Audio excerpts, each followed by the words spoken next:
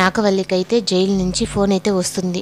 అక్కడున్న వాళ్ళైతే ఫోన్ చేసి ఈ విధంగా ఫైర్ యాక్సిడెంట్ అయింది మేడం, మీరు చెప్పినట్టుగానే కావేరిని చంపేశాము అని చెప్పి అనడంతో ఇంకా నాగవల్లి అయితే గట్టిగా అరుస్తూ చాలా సంతోషంగా అప్పుడు అక్క నీకు ఇచ్చిన మాట నేను నిలబెట్టుకున్నాను, నేను చంపిన వాళ్ళని చంపేశాను అక్క అని చెప్పని తన ఫోటోకి అయితే బొట్టు పెట్టి అలాగే దండ అయితే వేస్తుంది.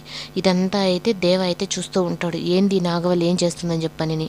బావా నేను ఫినిష్ చేశాను బావా, మా అక్కని చంపే వాళ్ళని చెప్పాను కదా చంపేశాను బావా అని చెప్పానంటే అప్పుడు దేవకైతే ఏం అర్థం కాకుండా ఉంటే అప్పుడు నాగవల్లి అయితే తన టీవీ ఆన్ చేసి చూపిస్తుంది.